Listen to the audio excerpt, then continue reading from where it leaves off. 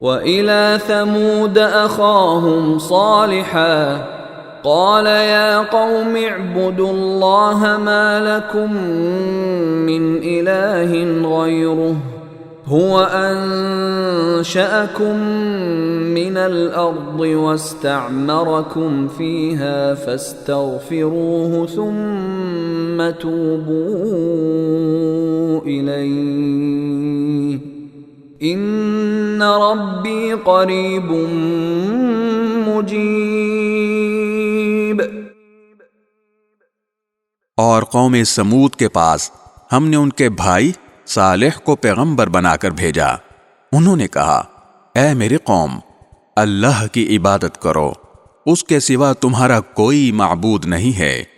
اسی نے تم کو زمین سے پیدا کیا اور اس میں تمہیں آباد کیا، لہٰذا اس سے اپنے گناہوں کی معافی مانگو، پھر اس کی طرف رجوع کرو۔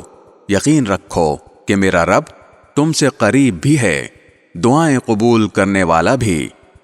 قالوا يا صالح قد كنت فينا مرجوا قبل هذا أتنهانا أن نعبد ما يعبد آباؤنا وإننا لفي شك مما تدعونا إليه مريب۔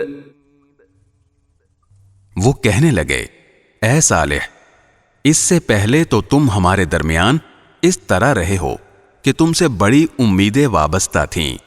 جن بتوں کی عبادت ہمارے باپ دادا کرتے آئے ہیں، کیا تم ہمیں ان کی عبادت کرنے سے منع کرتے ہو؟ جس بات کی تم دعوت دے رہے ہو اس کے بارے میں تو ہمیں ایسا شک ہے جس نے ہمیں اضطراب میں ڈال دیا ہے۔